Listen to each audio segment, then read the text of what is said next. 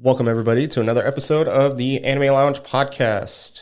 I'm Matt, one of your hosts, alongside of Lantz. As always, we are going to be brought to you by the Anime Show. And for today, my adult beverage of choice is going to be a spiked coffee, because it's kind of early in the morning today. So I've got some Journeyman's coffee liqueur in my cold brew because, well, that's good for my braces. It makes my teeth feel better. So that's kind of what I'm drinking. Lance, what about you? Yep, like Matt said, it's 9 in the morning, but that's okay to start drinking on the weekend. I'm just drinking a screwdriver, basic OJ and vodka. Yeah, that's good. If I didn't want to just have my spiked coffee, that's definitely what I would have been drinking. Yep, spiked coffee is always good too. That's another way that me and my wife start some mornings. Yeah, it's a good Saturday morning start to your day. Pick me up, as I like to tell the wife. Oh, yeah. Well, Lance, can you give us a quick synopsis for what we're going to be covering? Yep. Today, we'll be covering Beast Tamers Season 1, and we join Rain, the recently dismissed Beast Tamer from a hero party who has decided to become an adventurer. After doing so, Rain rescues and manages to form a contract with the cat spirit Kanade. Doing this causes Rain's power to increase, and eventually forms a contract with a dragon named Tanya.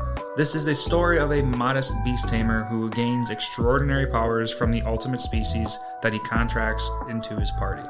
And that was taken from beasttamerfandom.com. Yeah, not the worst synopsis I've heard from some of these websites. We've had some terrible ones before. Yeah, something's like, why would you even say that? Like, whatever. Like, whatever. Some are good, some are bad. Yes.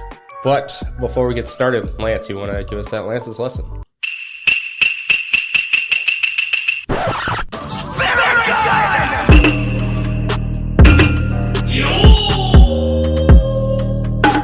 Today's Lance's Lessons is going to be the Japanese word for insect, and that is mushi. Mushi is spelled M-U-S-H-I. And mushi is relevant for this episode because multiple times we get to see our main character use some insect taming, which is a little extra to throw into his beast taming abilities. Probably one of the funniest things is him being like, oh, well, that was just, I learned it in my original village. This guy did it, and he taught me how to do it. It's like, that's not normal. Yeah, right. I like how many times they say, like, yeah, back in my village, everybody can do this. I'm like, no, that's just not normal. What did your village do? Come on. Yeah, right? Because this village, he hypes it up so bad. Now it's really dramatic and, like, sad that this whole village is completely burnt down. And if everybody is supposedly just as good as Rain is, imagine these guys going out into the world. Yeah, it was crazy. Just kind of, everything was a throw off for him. Like, oh yeah, my neighbor did this. My neighbor did that one. My neighbor did this. And it's like, that's not what normal people do. Mm-hmm. Like even normal beast tamers where at the end where, oh yeah, one of the people was a spirit tamer. It's like, what? No. A phantom tamer? Oh, that's what it was. Yes. Yeah, I was like, okay, yeah, let's just throw more shit out. Let's just pull more shit out of our ass. Just out of nowhere, too. Yeah. Speaking of that was the final episode 13. Yep. On Crunchyroll, when you complete a season and it brings you to the next language. Mm-hmm. So it did that for me. I was just skipping through just in case. And it went to Portuguese next. Okay. And then I noticed Portuguese only has 12 episodes. Weird. Yeah, and it's the only, and I checked all of them just because I was curious. Portuguese is the only one that has 12 out of 13 episodes, so that was weird. That must have just been taking them a little bit longer to actually dub their 13th episode. That's what I was thinking. For anybody who doesn't really remember, this came out in fall of 22, so just the last season is when this series came out. Mm-hmm. It was kind of hyped up in a lot of the anime pages, so I was like, yeah, you know what? It looked kind of cool, it looked kind of interesting. Let's watch it. Let's kind of see what the hype is about. Because I didn't want to just cover the same old stuff that we've normally been covering, so it's just something a little different. Mm-hmm. You want to get into favorite characters right away? Yeah, we can do that. All right, you got one? I'm going to go with Tanya. I think her just mannerisms were great. Her being a dragonoid is really cool. Mm-hmm. And I thought her attacks were really cool. She seemed to be the most level-headed after she decided she no longer wanted to just randomly fight people. Yeah, that's very true. I can see that. So I thought her design was also the coolest. Yeah, her design was really good. I don't know how I feel about the tail. That always threw me off a little bit. Just, seeing some cute girl walking around and then all of a sudden there's a big fat ass tail dragging behind her. But that's an interesting design concept to throw into it too. It's definitely unique. Yeah, because she's got the horns that a dragon would normally have. I thought that's one thing I liked about all of the beasts, you could call them, is that they still had their characteristics of being whatever animal that they're derived from. Right. It'll be really cool if we get to see her transform. She does have you could almost call it a throwaway comment, where that she's super slow in her dragon form. I like that they said that too, because I don't remember the last show we covered. Oh, it was probably Slime, where I made the comment, I'm pretty sure it's easier for the designers or the animators to animate a human versus a dragon that might have a lot more going on with them. Yeah, I agree. It could be easier to do. It'll be interesting to see if we do get to see her in her true beast form, because she's really the only one that can transform out of his party so far. That's true. Yeah, because everyone else is already a solid humanoid. Yeah, I mean, what if Kanade and Foxgirl can go back into their OG beast form and get a power up that way or something? That'd be cool. I'd like that. Well, Kanade turning into a real cat, I feel like she would just be really nimble and be able to run away. Could you imagine just some cat beast just pouncing on some ginormous monsters and killing them in one strike? That'd just be really funny. That would be. Just a super overpowered cat. Which is essentially what she is, but in a human form. Right. And then obviously you have Luna and Sora, who are both fairies, so they're not going to transform into anything. And Nina is a fox, so it would be the same thing, except for she'd be more like Tails from Sonic, because she had twin tails. She had three tails. She had three. But it would still be funny to see her go tail style and just start floating. Which, well, before we go into her, because I want to talk about her a little bit more, do you have a favorite character? Yeah. Funny that you said Luna. Yes. Because on the character sheet here it says Luna, but I'm pretty sure in the anime they said Runa, and when I looked it up earlier when I was watching the show, it also said Runa. So that's the strange thing, because in every translation that so in the manga, her name is Luna. When you look her up, she comes up as Luna. But when you look her up as Runa, she comes up, right? Have you looked her up? Yeah, because when she first got introduced, I couldn't, because my Roku TV sometimes doesn't have subtitles all the time, and I like subtitles to confirm what I'm hearing. And so I looked it up right away, and I went to one character sheet, and they said Runa. Yep. And after I confirmed Runa on that particular page, I'm pretty sure I heard Runa through the rest of the anime. So I heard Runa in the anime as well, but when you look her up, she is Luna. Okay. And I mean, just between the Japanese and the English L's and R's, it's a common translation to put all their... I'm looking it up on the beasttamerfandom.com, and if you look her up, it does say Runa, which, if you were to translate it, it would be Luna, not Runa.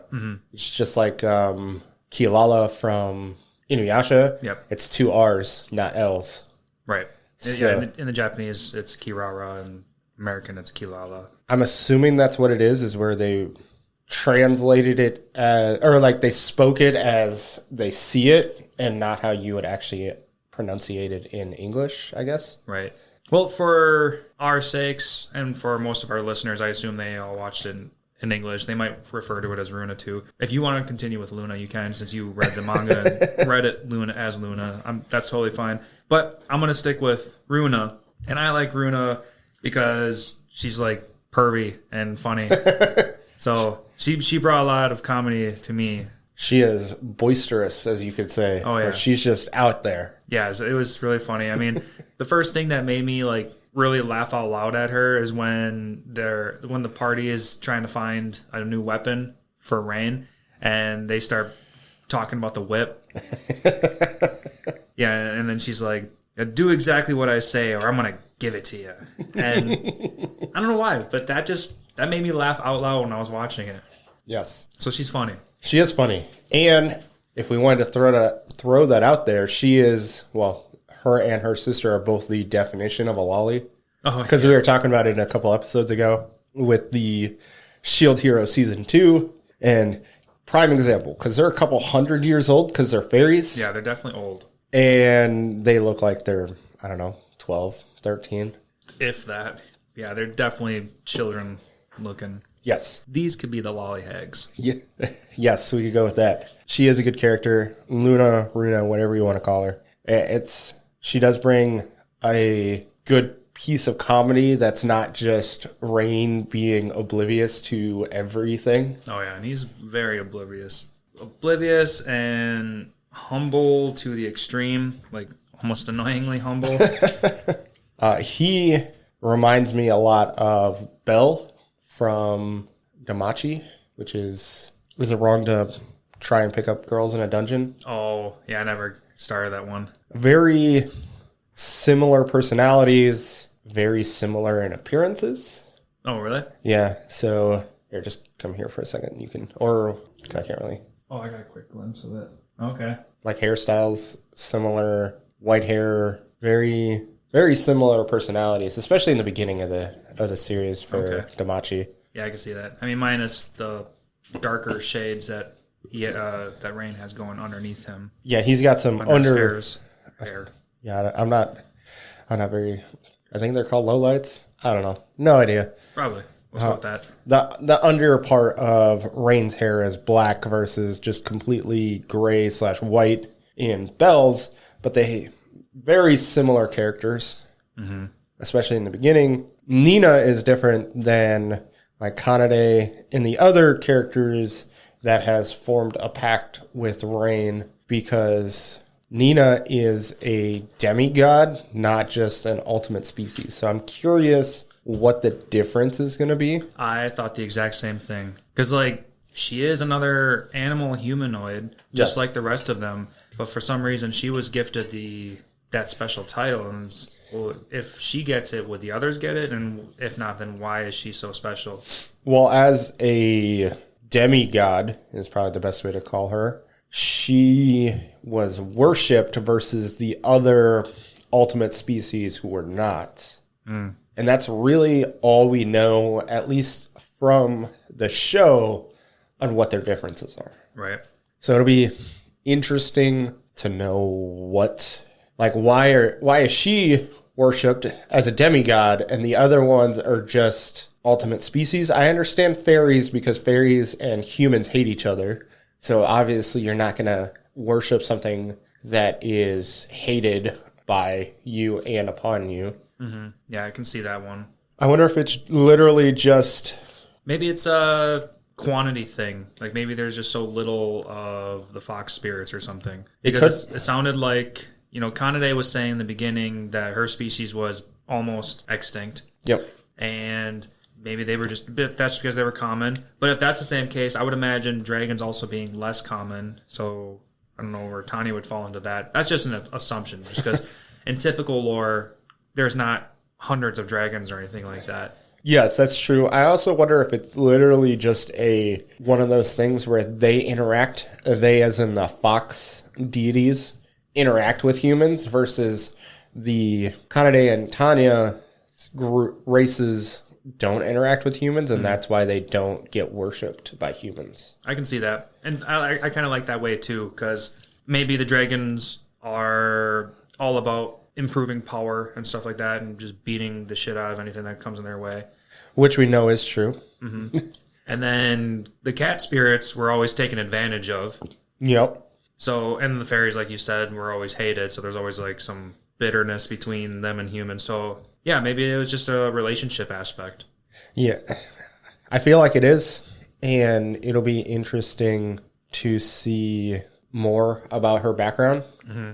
For anybody who hasn't really looked too deep into Beast Tamers, it is a light novel series that the anime based itself off of, and then there is a manga that's based off the light novel as well. So as of the day we are recording this, currently there are 8 light novel books for Beast Tamers. Interesting. It is continuing as of right now. So I'm not 100% sure how far they are within the series of the books. Like if they're towards the end. I'm assuming the end goal is going to be Rain defeating the Demon Lord. What do you think? Is that how... Yeah, I 100% agree.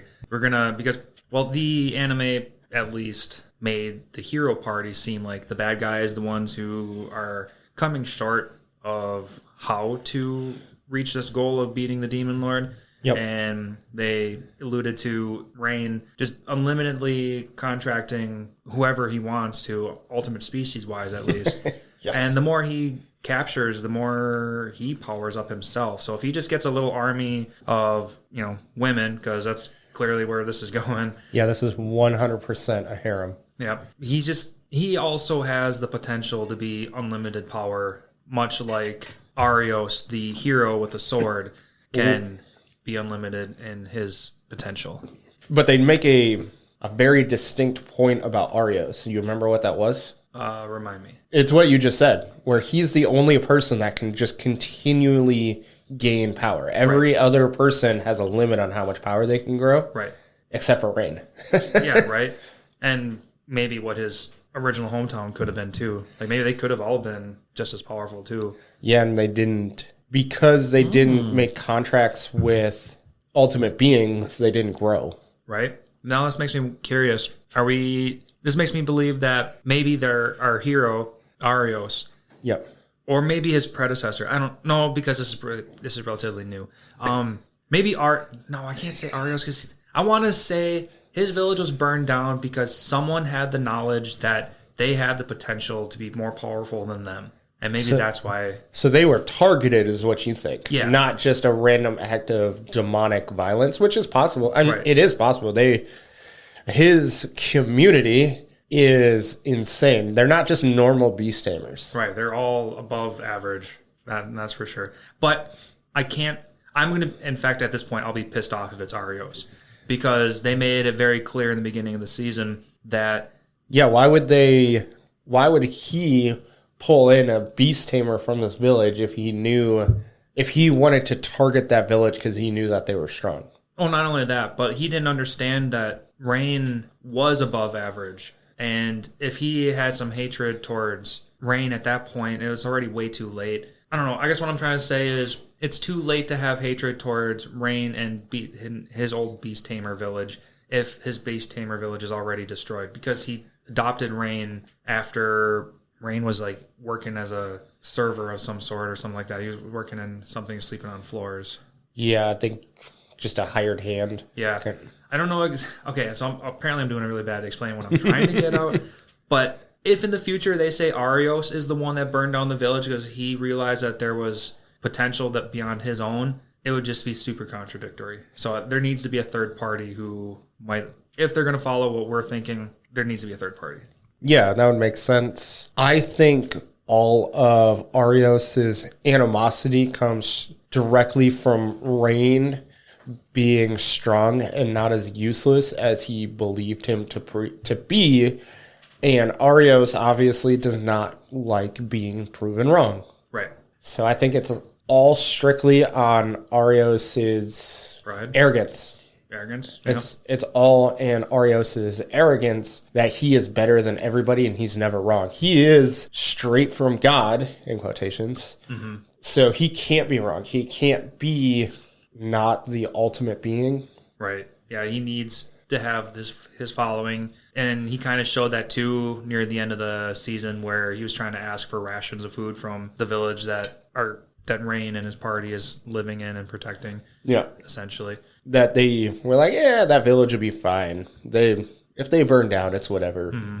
Yeah, but when he got denied those rations and then he said, fuck it, and he slashed it down. Yep. If he can't get what he wants and get praise, then he'll just leave everything in a wreck behind him. I definitely didn't like Arios. They made him into the villain. It'll be interesting to see if Arios' arrogance kind of drives away his team and everybody kind of goes into Rain's team because they're like, you know what?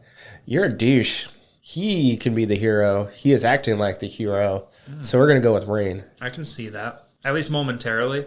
I can see that happening for a full season. That'd be very interesting. And then maybe at the end, Arios has a change of heart, you could say growth, and ends up helping Rain defeat the Demon Lord. That'd be interesting if they have to work together and that's how they defeat. I can see that being in the end, where Arios starts the final battle and loses side by side, or even loses. But either way, I can see them working together. Yeah, that'd be... And then Rain becoming the one who's victorious. Yeah, I can see that happening. Looking forward to it. I mean, so I will say, this isn't one of my favorite anime. I enjoyed it, but it wasn't like, oh my god, I love this show. I can't stop watching it. It was like, yeah, it's good. I think it had a lot to do with Rain's personality than it did anything else. Because I thought the concept was cool where, it's like, oh, I can make contract with these beasts and I can have them do stuff for me, but I'm not going to do it permanently. It's just going to be for a very short period of time. Like, I thought that was a cool concept. Mm-hmm.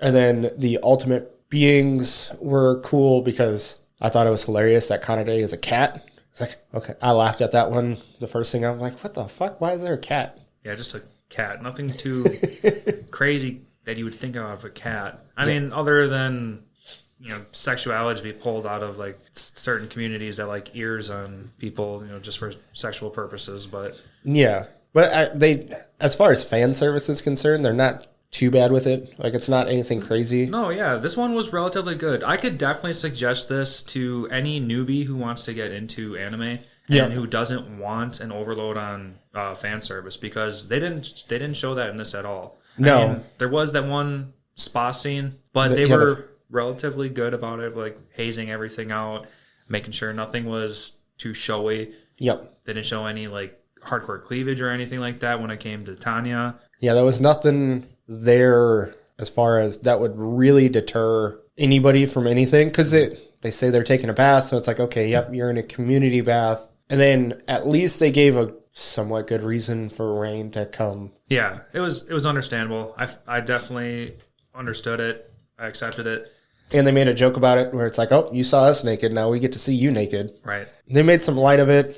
This is 100% a harem, or at least turning into a harem. And it's one of those mild ones where it's like, oh, nothing, not too much fan service. Yes, he's oblivious, but you can still kind of enjoy the show, even for people that don't like harems, and definitely for people that don't like too much fan service. Like, if you're looking for a harem show, but you don't want to watch like High School DxD or something super ecchi, then this would definitely be a good choice to watch, because it's good. Yeah. It's pretty good. It's low on that. And I would say the biggest takeaway from that would be like, there's no panty shot, so you don't have to worry about feeling too cringy. Yeah, you could watch this with your windows open and not be like, oh shit, yep, that's a bad scene. Yeah, right. So, and like, you could, if your significant other isn't super big into anime, they're not going to be like, what the fuck are you watching? Yeah. So this is probably the best scenario I can give, is that last one where it's like, no weird questions are going to happen by watching this. Right. But before we continue, I did find out about the light novels. So this covers the first two light novels and a little bit of the third, from what I'm finding. So we're about a quarter of the way done with what is out for light novels.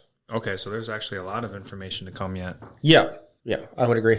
So just kind of, for anybody that is interested in picking up the light novel, I guess go with the third one would be the best, your best option. Sure. But before we continue, let's take a break.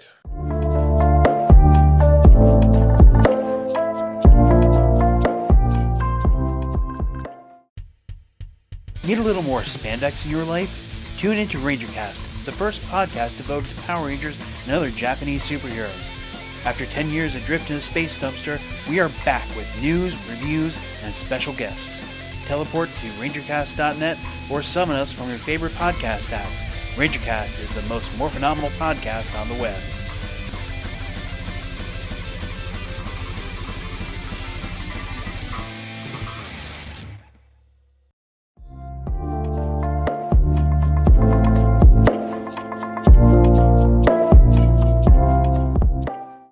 All right, and welcome back from our break. I think this would be a good time to just start talking about some specific characters and go from there. And let's just start from the beginning. I kind of want to talk about Kanade. Okay. Well, we talked about her being the cat ultimate species. Yep. Interesting enough. She's super nice, like overly nice. And it's Not like any of your cats? well, my cats are nice. No, your cats are very nice, yes. They just don't like to cuddle when you're sitting down on the couch. Little bastards. They'll cuddle when you're sleeping, or they'll cuddle. Okay, so I got one cat will sleep with my wife. That's the only time that cat will cuddle. And then our new kitten, the only time she'll cuddle is when you're standing. She's definitely our shoulder cat. She wants to be up on your shoulders at all times. That's funny. But yeah, so Kanade, super supportive, like insanely supportive. Yes. She's definitely the reason to keep pushing Rain forward, especially in the very beginning. She is an overpowered physical person, which is super cool. Yep.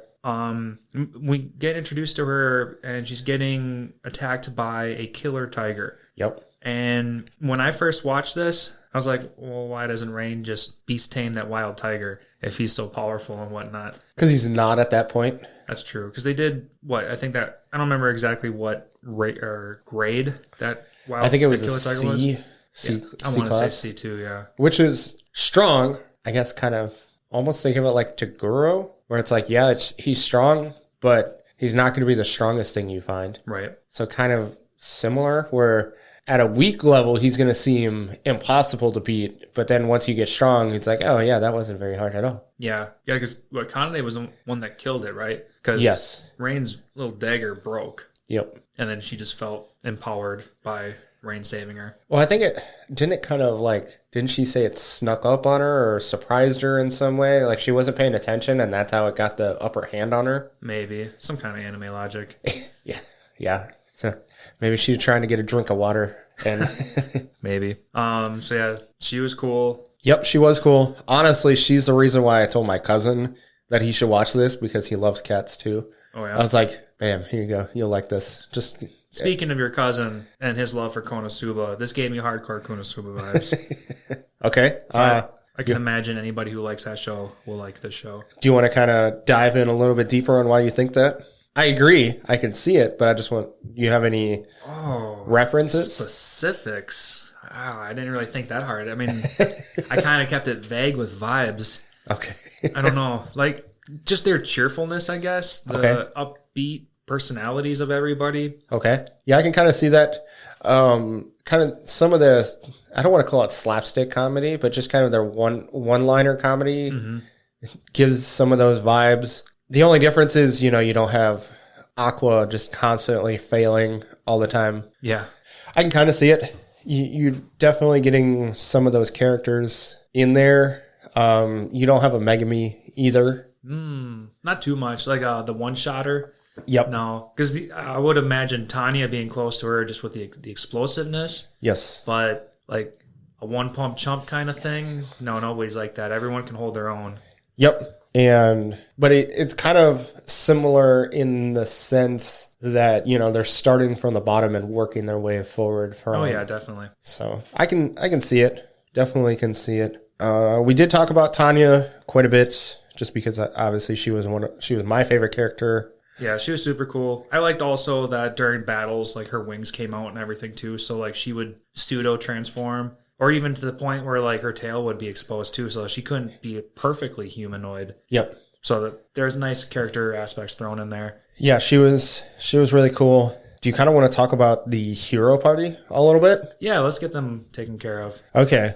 So, I mean, we did talk about Arios, the jackass that is the hero that is super self-indulgent in himself and attempts to kill Rain. I mean, other than that, is anything more you want to talk about Arios? The only other thing I would want to throw into Arios is how the hell did he come into possession of that like shadow ring? Mm-hmm. Like he kind of just had it. Well, didn't he say he found it in like a market or something? No. I don't know. He does make mention of how he gets it, but I'm running a blank on that. It's literally one line, and then he continues on with what's going on. Okay. So if you're not paying close attention, you're not gonna hear how he got the ring. He makes mention of it, but I don't remember what it is. Then you can go with Leanne, is the purple-haired girl.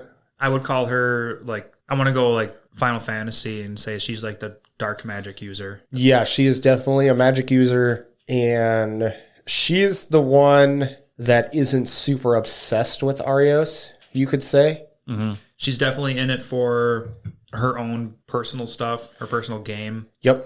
She's got an attitude. That's 100% for sure. Yes. And if nothing supports the hero party, yep, like in a progressive way, then she wants nothing to do with it. Yeah, she has one goal in mind, and it is to defeat the Demon Lord and basically gain status is kind of what I took her as. Yeah.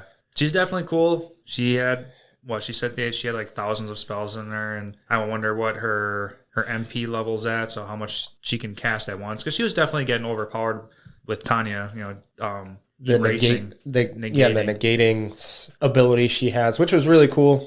Oh yeah, Tanya. Yeah, that's another ability we forgot to say. The negating ability. That was definitely interesting. I like that they threw that in there. She's not just brute magic power. Yep. Like fire, but like she also controls magic enough to negate it. That was definitely cool. And I like how the fact that she said, if your magic attacks are so weak that she can just negate them. I thought that was really cool because it's like, I almost like seeing that more than just, oh, you attacked me and it didn't hurt because you're too weak. Right. So, especially in an anime like this where it makes more sense that she can just negate powers over just being able to absorb weak magic attacks. All right, like pull a Dragon Ball and just like, oh yeah, that attack had no effect on me. Yep. Yeah, I like that. But that was good. Then you had Mina. Her counterpart. Yep, her counterpart. She was like the priestess, and she was obsessed, or at least seemed to be obsessed with Arios. Now, do you think she was obsessed with Arios, or do you think she was obsessed with the hero who ended up being Arios? I think the latter. Okay, that would make more sense. Because she makes her phrases always around like the godliness. Yep. And the purpose of who Arios is supposed to be. And she just wants to fulfill, that prophecy. Yep. Yeah, it's calling it God's will. Essentially, anything Arios thought of was, quote unquote, God's will, so she's going to blindly follow it. Right. I get it, because that's, your whole life's mission, but you can't just blindly follow everything. Yep. Other than that, she was cool. She did have, she's the counterpart to the dark magic. She's got the light magic. Yep. She got like heavenly strikes, big blasts of mana that comes out. She does question Arios in his application processes. I like that. And it was good because we saw another side of Mina, kind of for naught because she didn't like fight anything. She was just like, oh, okay, well, all right. Right. She's still falling for the will of the hero. So yep. She's got something sparking, but nothing that she's confident enough to, defy her leader. Yes. And then the last one is Agath, who's the only other male in the party. Mm-hmm. I liked him.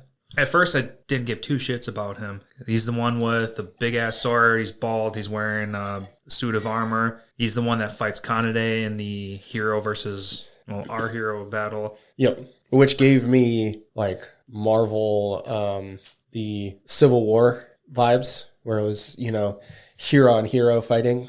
Oh, sure. I can see that one. It's just not really, not exactly the same, but it was just like, oh, hey, yeah, that's kind of similar. But anyway, Argith fought Kanade and failed miserably. Oh, yeah. Failed to just a fraction of Kanade's power, which was really nice to see. Like, they gave a nice little power level. Not even my first form. Yeah, right. But I liked Agath a lot, solely because there was that moment that he had when Rain returned that shield. Okay. And then Rain party was about to walk off, and then Agath is like, Join us. We need you, like, sincerely. Like, yep. And then Arios gets all pissed off, like, why would you talk out of place? Like, this is it's nothing for you to make ideas about. And I make all the decisions. Right. And then Agath is like, dude, you're clearly way stronger than us. You and all of your party. Yep. We should work together. So I can see him being the voice of reason in the future. Yes, I could see that if Arios can get out of his own way. Right. Which, I mean, I guess we'll see. We'll find out. Or if Arios just straight up abandons his crew and does anything solo, like Agatha's going to be the one to... Yeah, I feel like if anybody's going to swap sides, as in go with Rain, it's going to be Agath. Yeah, he'd be the first. Leon at least understands that he's got power and he's super useful. Yep. Who knows? Maybe Mina. If Agath... I don't think Mino... I think Mino will, like... I don't think she'll... Abandon... No, she won't abandon Arios. Right. That's what I was thinking. So, just... It'll be... If anybody swaps over, it's going to be him, and I guess we'll see. Yeah. Because he was almost like he's kind of your frontline, just take some damage kind of guy. He didn't seem super strong. He didn't seem super weak. He obviously took the strongest person that wasn't Rain because he went after Kanade right away. Mm-hmm. So it'll be high defense stats. Yeah, especially since he was wearing armor. Yep. And he was able to lug around a giant ass sword too. So yes, he's definitely I'm not necessarily blunt weapon user, but like heavy weapon user. Yeah. So he's going to be slow, but he's going to have high HP, high defense and stuff like that. Yeah, he's going to take out your big crowds. Like he would have been useless he would have been useful in the town because he could have swung that big ass sword and taken out a bunch of demons at the same time. Yeah. Yeah, I can see that one. A riot control kind of guy. Mm-hmm. Like we really didn't get too much of the hero party. Like we didn't see him too much. We saw him in the very beginning, we saw them when they asked for help to get the shield, after the shield, and then at the end. Mm-hmm. So just a few times we saw them, and that was really about it. Yeah. Up next would probably... Well, I guess that kind of concludes our hero party there, huh? Yep, that's the whole hero party. At least I'm going to call him the fake hero party just because Arios is a fake hero to me. Yeah, it's all about the title for him. Yep, that's all he is. That is really all there is as far as that is concerned. The only other true main character that we haven't talked about is Sora. Mm-hmm. The other twin sister of Runa. Yep, the twin sister of Runa, who I thought the fairies had some pretty cool magic abilities. Oh, definitely. Both of them. Yep. And it was really nice that they split them off in like different episodes. Yep. I guess kind of which brings the comedy back into factor where Runa was like, oh, I'm going to poison you. And then look at that. You have immunity to all this fun stuff. And like, it just shows her characteristics. It's funny. Yes. Yep. I agree. Back when he got stabbed by the Reaper, just to bring our audience back into play. Rain gets stabbed by the Reaper because of the sword, or... The ring. The ring, yes. And he's unaffected by the death curse or whatever. Yep. And then they're all like, well, what the hell happened? And then Runa's like, I forget what she says, but she blasts some poison at him and he's unaffected. So basically like, oh, I have an idea. Let me try this. Poison. Nothing. Yeah, right. So that was pretty fun. But back to Sora, who's the more... toned out one. Yes. She's I think called her the exact opposite of Luna. Mm-hmm. I think that's what they said. Yeah, their personalities are complete opposites. Yeah. She was a good character. I liked that, they gave self-doubt within what she should be doing. Mm-hmm. In the beginning, it gave her good character arcs where it was like, yeah, I know I'm supposed to be protecting my village, but they basically just tossed my twin sister to the side and told her, you shouldn't have been doing that. It's your own fault. I don't care about you. Right. Sacrifice one for the good of the... For the greater good. Mm-hmm. So I really did appreciate how they explained how she no longer wanted to go back to the fairy crew. Yep. After they saved Runa, and they're like, I can't continue being with these people who turn their back on my sister. Yep. So I thought that was a very good explanation of how they would join Rain's crew. Yeah, it makes sense because it's one of those things where it's like, yeah, I get, we're isolated, and you essentially brought shame to our community. Shame is probably the wrong way to put it. We're an isolated group, and you brought forth like attention to us by not following our rules. So now you can't be here, and it's like, well, but we're isolated. We should all be for each other, no matter what happens, as long as you're not doing anything terrible. Like they were doing what they wanted her to do, essentially. Right. But at the same time, you can understand where the other was coming from because there was a Shadow Knight involved, and he is immune to magic attacks, and that's all fairies are, is pure magic attacks. Yep. So as long as he remained outside the barrier, which was another thing, the barrier. Yep. The barrier was the only thing keeping everybody outside. Yep. But if the Shadow Knight has no effects to any magic, couldn't he just slice through the barrier and just walk his way in? I think it was magic attacks, not all magic. I guess I don't remember the exact wording, because that does matter. Because if he's immune to magic attacks, then obviously magic's not going to hurt him, but a barrier is still going to affect him because he doesn't negate all magic. He just negates an attack upon himself. I can see that. Or if at least the barrier was more of like an illusionary thing, so that keep anybody walking in circles. No. So maybe he could be affected to that still. Maybe, but he did find the fairy twins. Well, he found Luna. Mm-hmm. So it couldn't have affected him in that sense because he was able to find one of them, unlike the hero party that was unable to find any of them. Yeah. Well, the twins could have just been outside their village too, just maybe screwing around, because that sounds like a Runa thing to do.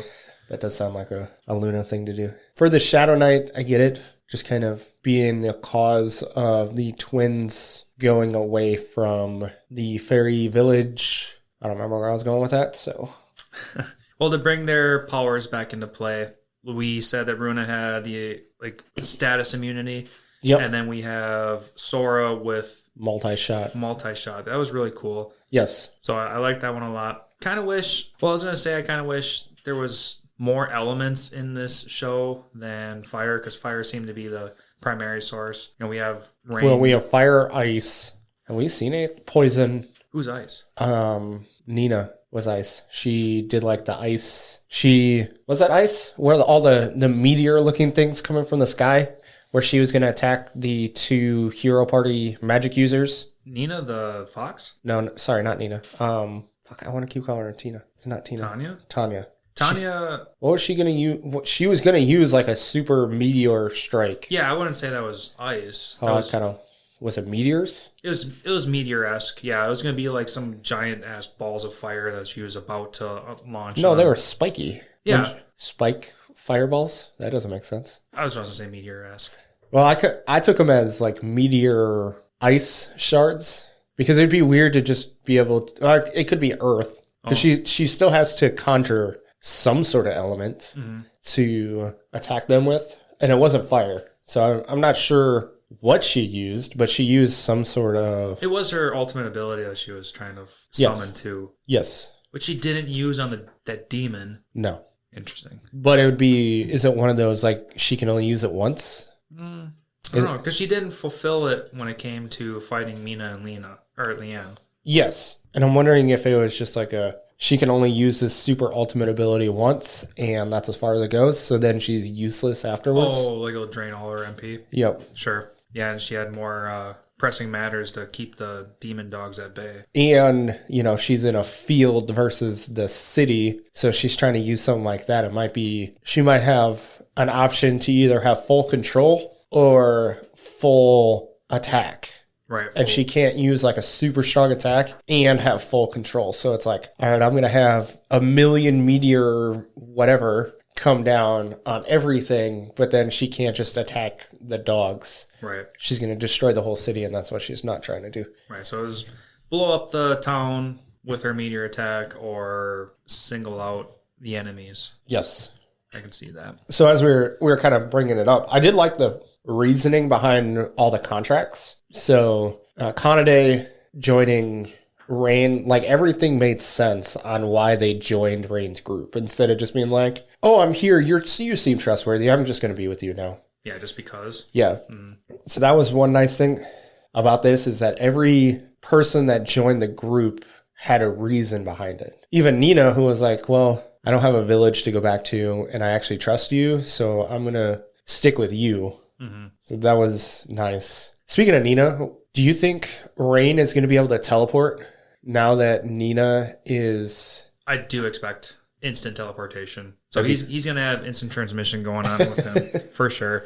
That was definitely her ace in the hole when it came to the demon attack, or the demon finale. Yep. So I can definitely see that being part of his ability set now. Yes, I can see that. I'm also curious if he doesn't use it on him. He can't use it on himself, but he can. Never mind, that wouldn't make sense because then that would be Sora's ability where she could. The fairies when they were teleporting. Yeah, where they could teleport crews of people away. Yeah, that wouldn't make sense. Yeah, I guess we don't know what other abilities Nina has, so it's interesting to know. Because if she has any other special abilities that aren't quite as OP as instant transmission.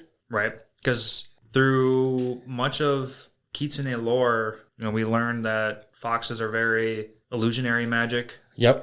They tend to have like fake fires and stuff like that. Yep. At least that's just what a lot of anime tends to go towards. So who knows? Maybe we'll see more coming out of Nina then. It would be interesting to see if she has any other cool abilities besides that one.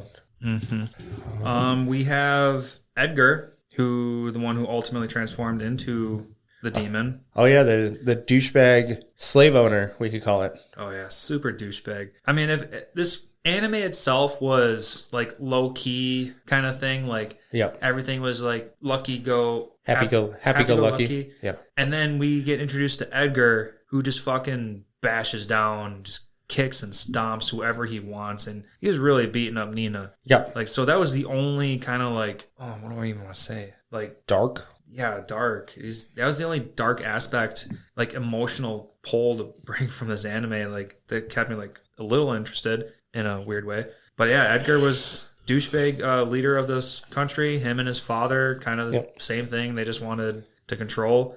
He was an asshole and like took. Well, he slaved over Nina. Yeah, so Edgar was his ace in the hole in order to get what he wanted was to take hostages and make everybody surrender to that attack. So low bar, like total douchebag. And then he was the one that had enough anger, enough hatred towards Rain, destroying all of his goals. And that's what made the ring overtake him. Yes. So do you think that's how every demon is created? Is that they essentially transform the wearer into a demon? As like a catalyst, like using that body as the catalyst? I can see that. So one thing the manga does that the anime doesn't do as well is the transformation between Edgar into the demon, which in the manga, it's an actual egg. In the anime, it looks like this slime like thing. Yeah, it just like, it overtook him, it expanded. Yep. And then through like a cocoon, super fast forward metamorphosis. Yep. Transforms him into a demon. And in the manga, it's essentially the same thing, but the goo is in the shape of an egg that almost looks like it's been spiderwebbed to the floor. Okay. I like that idea a little bit more. Just because it looks more like a transformation than anything else. Mm-hmm. Yeah, I like that. And I wonder if that's how all of the demons are created. All of those higher end demons are created. Right. Because we can assume that there's going to be more. Yes. There's got to be more. Because we know of the one that attacked Rain's village. Oh, yeah. So that kind of puts what I was saying, like maybe a third party destroying his village. He definitely was having flashbacks when the demon appeared. Mm-hmm. That's when the village was burning up. Yeah, so I'm wondering if that's how all the demons are created, is through black magic in the ring, and essentially they get tricked, like Edgar, into wearing it, and then the hatred within their soul, the dark demonic nature of their soul transforms them into a demon. Mm-hmm. It'd be interesting. I feel like that'd be kind of creative on a way to make demons instead of them just appearing. Right. Yeah, I like that. And basically, these rings find themselves in the path of these terrible people, such as Arios, who are going to manipulate the ring into getting people to wear them. Mm-hmm. Do you foresee Arios putting on a different ring or a different accessory and then becoming a demon himself? I could see it happening if he has another interaction with Rain and loses again. Mm-hmm. I could see that happening where he's like, I got to do something to get stronger because there's no reason Rain is stronger than me, and puts it on and then gets transformed. I could see that happening. I can see that. Yeah, and then instead of the demon straight up getting 100% destroyed, like they find humanity back in the demon and he like reverts or separates or something just to keep the hero alive, you know? Oh, I think if Arios wears it, he's not coming back. No? No. I think that would be the end of Arios. Okay. If that happens. I was just trying to put the final battle of like Arios and Rain fighting the Demon Lord together kind of thing. Yeah, I get it. I'm just saying if scenario A, which is what we had talked about, which you just brought up, doesn't happen, then I think that's what's going to be scenario B, where Arios wears the ring, transforms into this super demon-esque looking thing, and is no longer the hero. Yep. Okay, I can see either of those paths happening. No. I like them both. Yeah, I think they're both realistic. I can't see another option as far as the show is concerned. Like what would happen?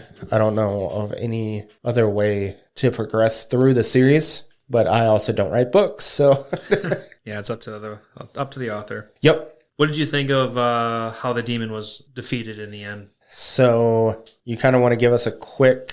So it's with. I can break it down real quick. Yeah, you want to do that real fast? Yeah. So to break down the final battle with the demon, Rain gives himself a boost so that he can tame more at the same time. And so happens is he tames all of the dogs in the area and then commands all of them to start eating the demon. So I thought that was very interesting. Instead of like overpowering the demon with attacks like you would typically see in anime. Which wasn't working, so it's kind of be a cop-out almost. Right. And then he just gets mauled on by his own creations, his own... Yeah, he gets overwhelmed by his own demonic dogs. I thought it was fine.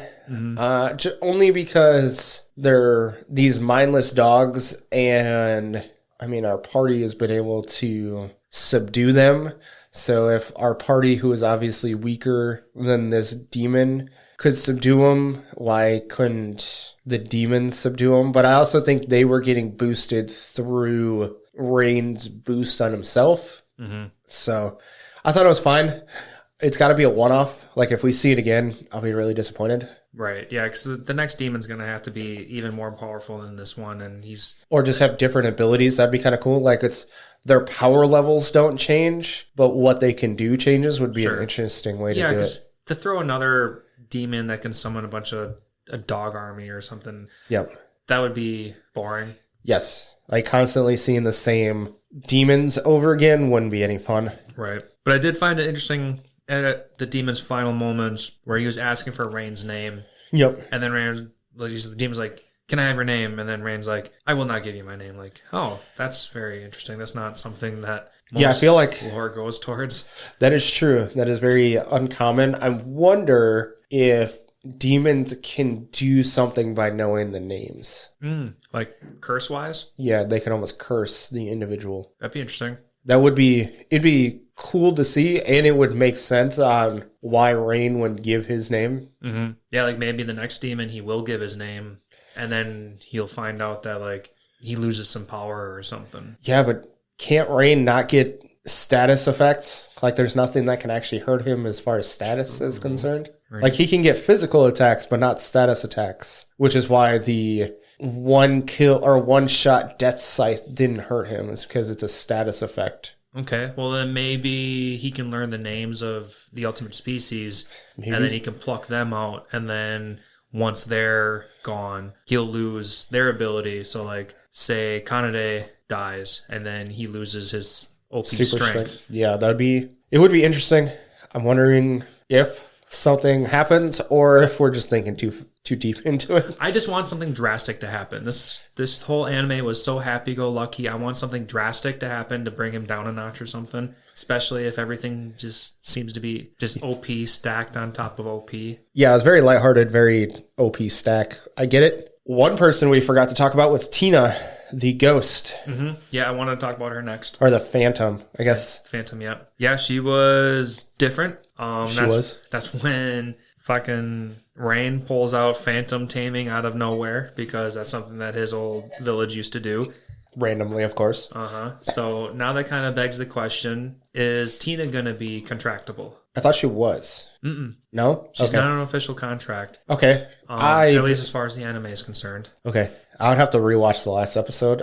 I thought she was, but maybe I'm mistaken. Very possible. Nina joins in the last No, Nina does not. In episode 13, Nina the fox officially joins as part of the contract. Okay, but they buy the house, which is where Tina is, which these names are going to get confusing. Yeah, Nina and Tina. Tina is the ghost. Yep. Nina's the fox, and Tina was haunting this massive house, which through anime logic, they can afford and actually fit everybody in. Mm-hmm.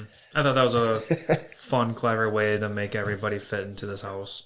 Yeah, it was. And of course, Kanade is afraid of ghosts, apparently. Mm-hmm. Which makes sense because cats are always fucking crazy. They get their crazies in. Yes. People always think that they're being chased by ghosts, so I can see that connection. And but yeah, and as far as the anime goes, she's just part of the house. She's not tamed. Okay. They allow her to stay at the house so Yep. that she doesn't have to go, fuck off somewhere else. Or attempt to find somewhere else to be. Yep. Mm-hmm.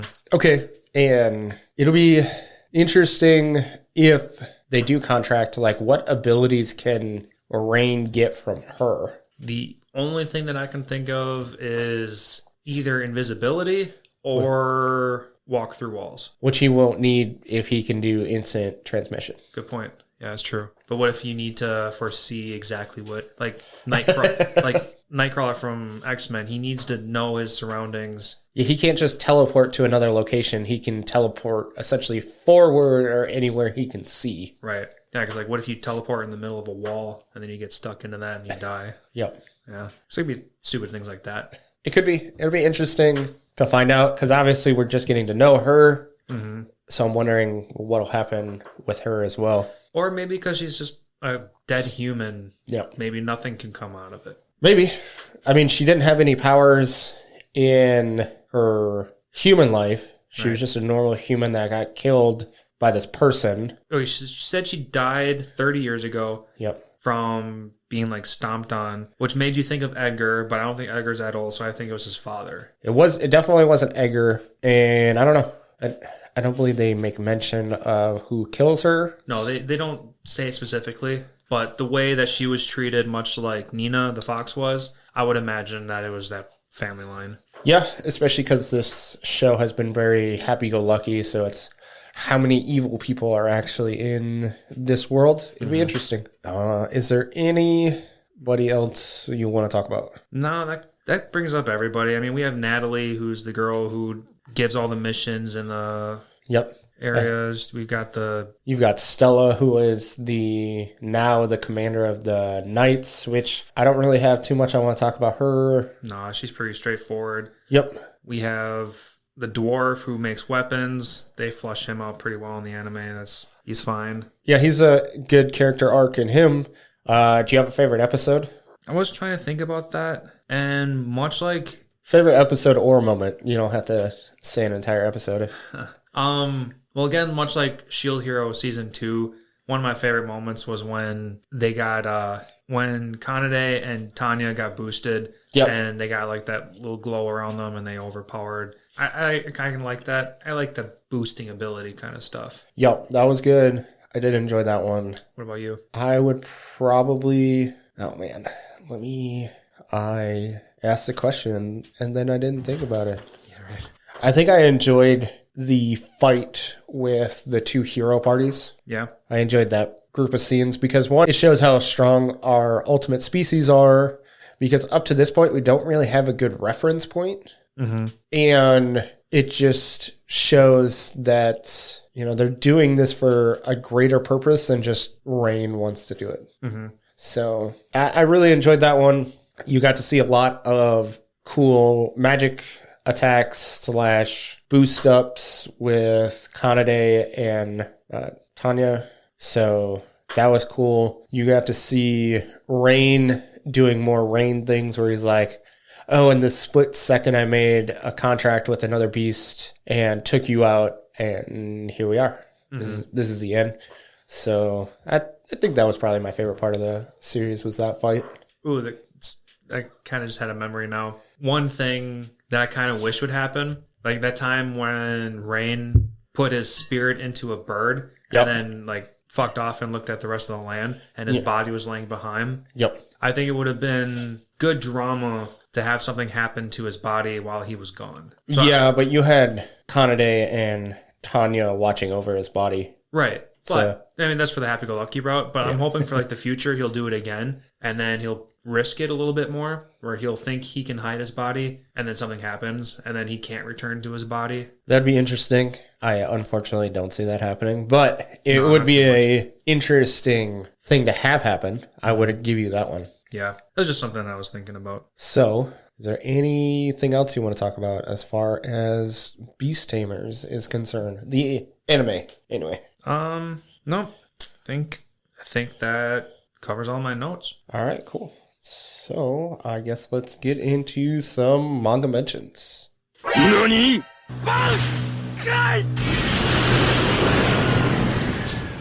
As I had mentioned earlier, the manga is based off the light novel, so the anime is not based off the manga at all. The anime is solely based off the light novel. So, one thing that I ran into is I actually didn't even get to read the ending of season 1 because, well, the manga hasn't produced any more chapters to continue what would be season 1. But for anybody that wants to know, there are currently 62 chapters of Beast Tamer manga available that I found. Okay, as of today. Yep. So keep in mind any differences that happen could be just creative liberties, or it could be things that were in the light novel that didn't get brought into the anime. So it's kind of an interesting take on differences because I'm not 100% sure if they're true to the light novel or not. Mm-hmm. But here we are. Not really too many differences, but to go from the beginning of the series. So you remember that herb challenge that they called it, where Rain contracted with the rabbits to get all these herbs. Yep. So in the manga, that was actually the first guild quest that Rain and Kanade took together. Instead of being a part of the adventure challenge, it was actually the first quest that Rain and Kanade took. Okay. I can see that one being more of a realistic kind of RPG kind of thing. Yep. Instead of like earning your way into something, it's just a simple mission. Yeah, because the guild quest to become an adventurer was killing 10 goblins. Mm-hmm. Rain did that and then ran into Kanade after the fact. Yep. And then he took another quest, and it was to gather herbs because he was I think they called him an F rank adventurer, so basically the lowest rank you can get. So he wasn't able to take any good quests. The fight with Tanya versus Mina and Leanne didn't go nearly as long. Basically, Tanya did the magic negate attack, and then did her super attack. Was like, oh, that's weak. Watch this. And then did her super attack. Okay. Yeah, so it wasn't like a barrage of attacks negating one after another. No, it was just literally one, you're weak. This is what real strength is. Look at this. And they're like, oh, fuck. Well, we lost. All right, here we go. But much like the anime, did she not? She didn't actually attack? No, she didn't. She just intimidated them with her super attack. So when, speaking of the bird and consciousness, in the manga, Rain just swaps his consciousness with the bird, and Kanade and Tanya are like, what the fuck is happening? And he's talking to him through the bird and was like, oh, don't worry. I just moved my consciousness into this bird. Give me a minute, and flies away. So did the human body act like a bird? No. Okay, so it wasn't necessarily a swap. It was just an overtake? Yeah, it was an overtake. Okay. Because I was going to say, that'd be pretty funny if Rain's body is just trying to flap around in the background. That would be hilarious, but no, that is not what happened. Did they make mentions in the anime that it is a crime to raise monsters? Yeah, when it came to the behemoth. Yep. Yeah, it's illegal to tame that, which also kind of brings into perspective that maybe that's kind of why Rain also didn't tame that killer tiger in the beginning. Yes, probably. So the behemoth never tries to attack his old master. It just started getting confused and throwing this temper tantrum kind of like out of confusion, and Rain kills it at that point. Okay, so it's not like about to attack the people, No, and then he has no choice but to kill it? It's more of he's going to attack in confusion, and Rain doesn't let him. He just kills him instantly. Okay. Instead of kind of letting it go. He's like, oh man, I'm going to have to kill this thing because it doesn't know what's going on, and kill him. Okay. The ring Arios had traps the wearer in... Oh, okay. So they go into the ring a little bit more. That ring essentially, beyond just feeding into the negative emotions, it draws out negative emotions in yourself. So it basically amplifies all your negative emotions. So if you have a negative emotion, you're just going to constantly feel that negative emotion instead of it feeding off of just you being a shitty person. It enhances you being a shitty person. Okay. So I like that.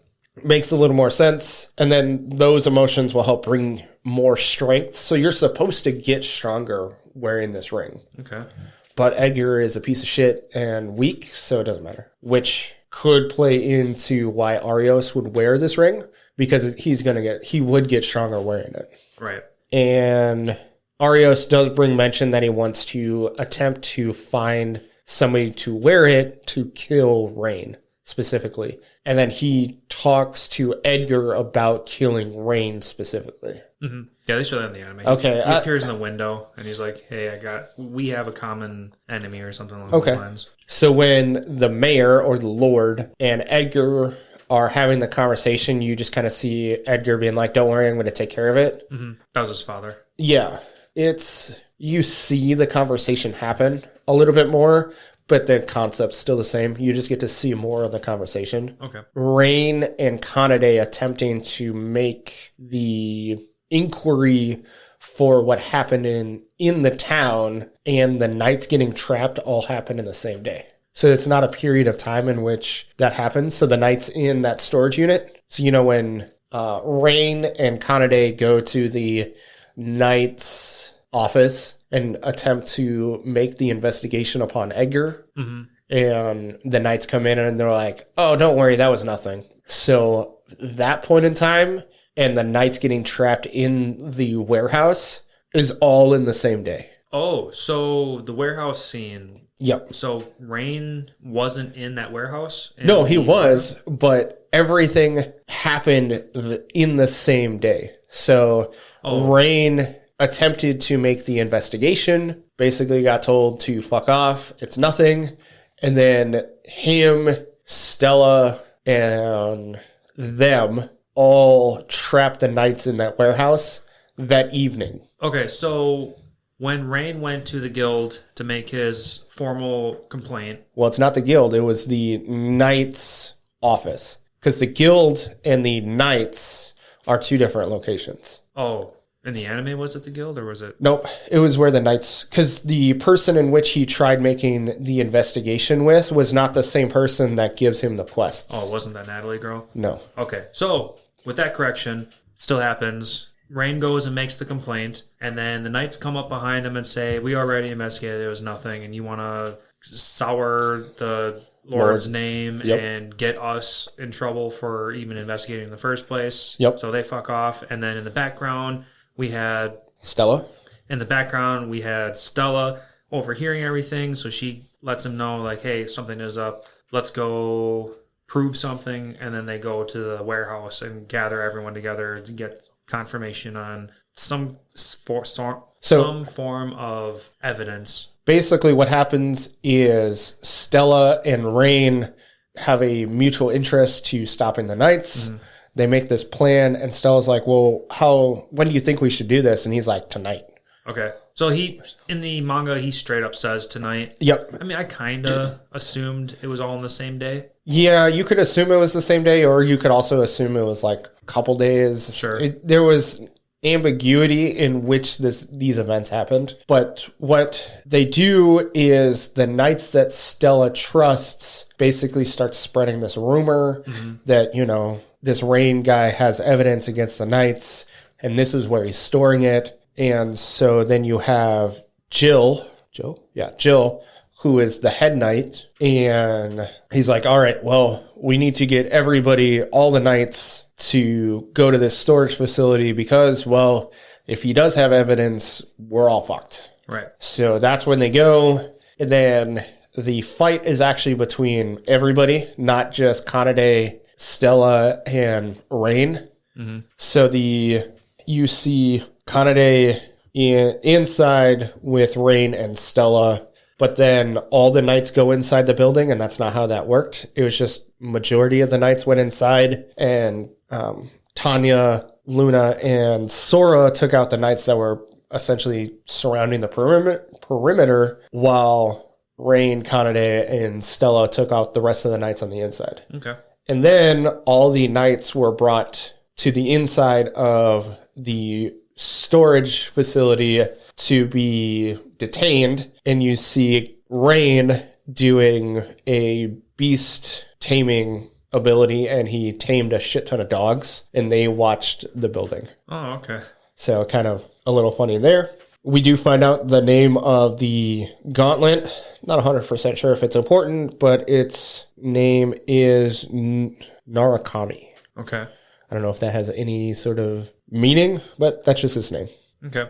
And for all our viewers, the gauntlet is the one that, it was that wearable glove-like thing that Rain shot like rope spirit out, and he was able to trap. Yeah, he only shoots 2, so he doesn't like take out all the guards using it in the manga. He takes out 1 guard, attempts to take out Jill, who is the leader, and Jill deflects it, and that is when Stella and Jill have their duel. So not really, but how Rain subdues all the other guards is he makes contracts with these poisonous butterflies, kind of like Butterfree, and uses stun spore on everybody. Interesting. Same concept, but just inside the building. Okay, so he finally gets away from using those bees. Because he uses those damn bees like 3 times. Yes. Nope, he uses butterflies that have poisonous abilities. Stunning abilities, paralyzing abilities.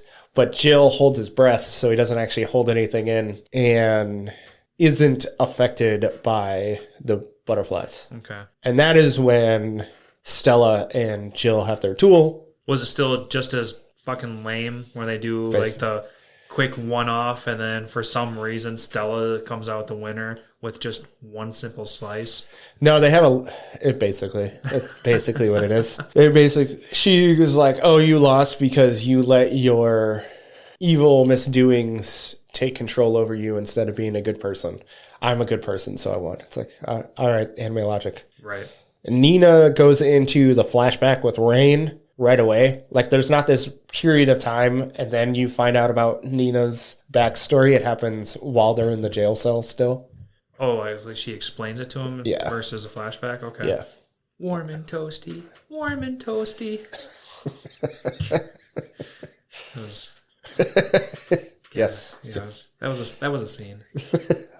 You're right, that was.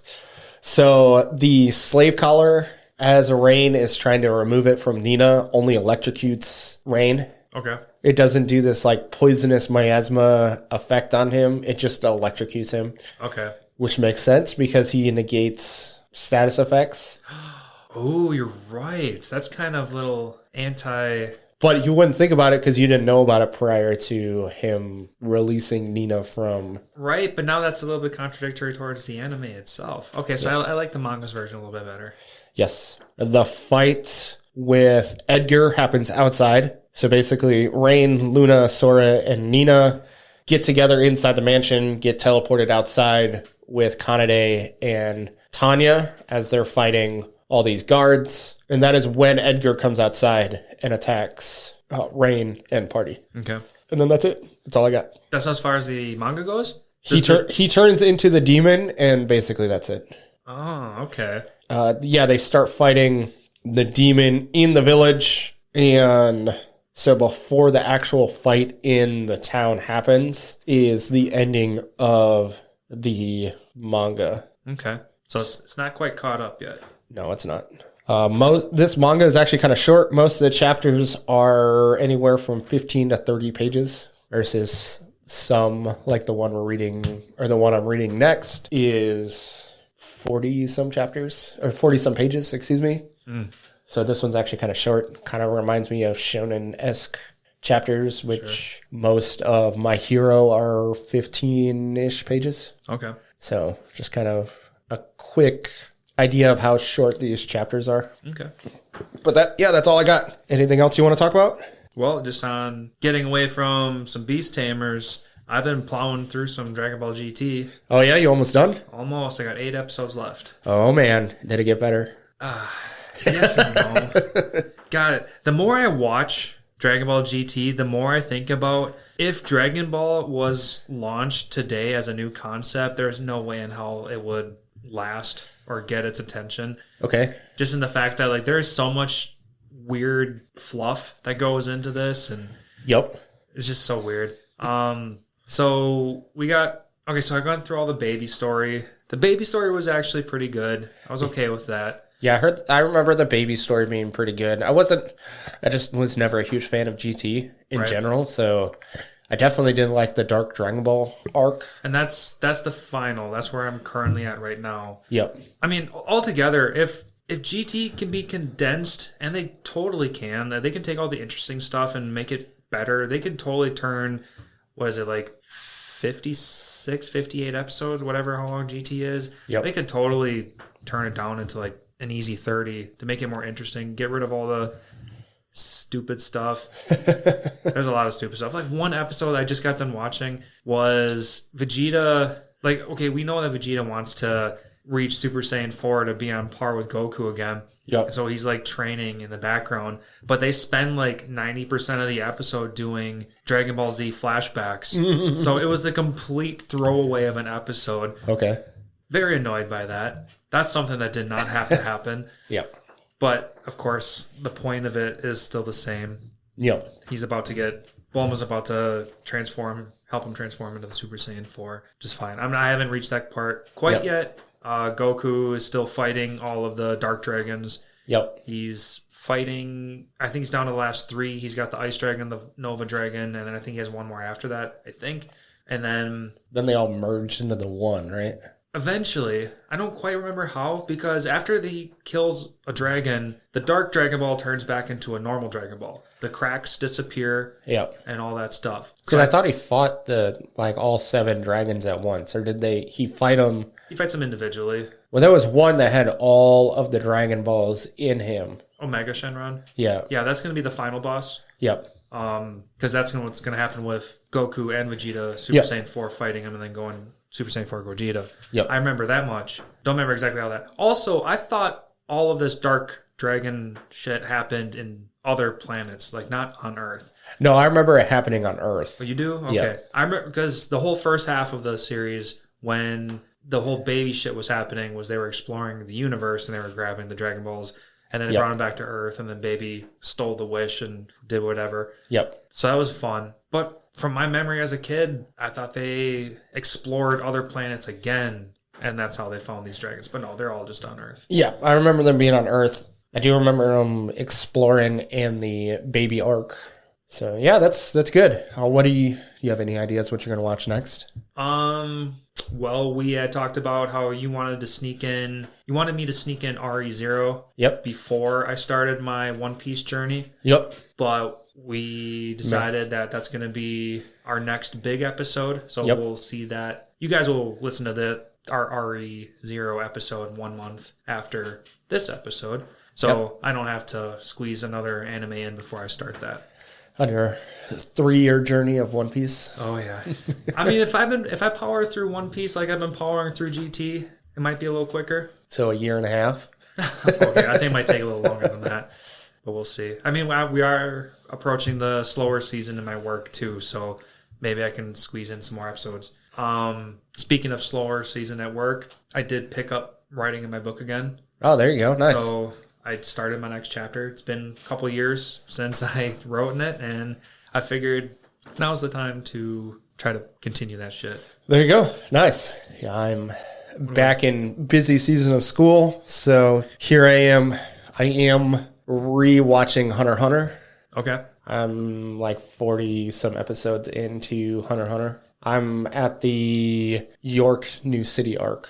Okay. So it's been a long time since I've seen Hunter x Hunter. Yep, I'm watching the remade version of Hunter x Hunter. I never watched the original. Same. And so, yeah, I'm in the York New City because I didn't watch the Chimera arc dubbed. So instead of watching the last season dubbed, I'm just going to rewatch the whole thing and continue on. Yeah, I think I might be in your same boat. Maybe I didn't watch. Like, I quit halfway through Chimera arc. Yep. Like, maybe I have like 15 episodes left. Oh, man, the good parts. Yeah, right. The last thing I remember is the old man fighting with the giant illusion thing. He's punching. Okay. Was this... This is near the end. Oh. Was this... Yeah, I can't. I don't want to talk about it because I might give it away. So... Running blanks. I remember the blind girl dying. Yep. And then shit going wrong from there a little bit. Yep. I guess I'll just leave it at that. Yeah, so I enjoy Hunter x Hunter. It's a good series. It's one of those where it's easy to just pick up and watch and stop for a while. Mm-hmm. Like, you're not really missing out on... Like, things aren't confusing when you re-watch things after a little bit. So that's kind of nice. Yeah. Yeah, that's really all I got. That's all I'm watching. Now just a little bit on the side. Yep. Other than that, I guess I'm trying to stay caught up with My Hero. I watched the latest dub that just got launched, or sub that just got launched. And yeah, I need to. Well, like I said, I'm caught up on the manga, so I already know what happens. Right. And they're getting kind of close to the manga, so I'm not really all that concerned. I'll wait until it's dubbed and then watch it once it's dubbed. So it's just easier to take in. Yeah. Because the only way I watch it was when I'm on the treadmill. Because it's the only time I can focus during a workout. Yep. Yeah, I'm not really watching anything else. Other than our Anime Lounge short flights, which you guys should also listen to. Tune into YouTube or watch them on the Anime Show because we post them there as well. Yep. Either way is a great way to watch them. So make sure you give us a like on that so that we know that you guys like what we're doing. Yeah, definitely. Lance, you have anything else? Nope. I'm pretty good for today. All right, you want to close this out? Right. So that was another episode of the Anime Lounge podcast. Thank you, everybody, for sticking along this long. Like I said, Anime Lounge short flights. Catch that on YouTube and the Animes Show. Speaking of the Anime Show, give them a follow as well. They post a lot of amazing anime content. Stay up to date with random anime bullshit. Always do some good stuff. Make sure to give us a rating on whatever podcast platform that you are listening to us on, because that would help greatly. And until then, we will catch you guys next time. Have a good one.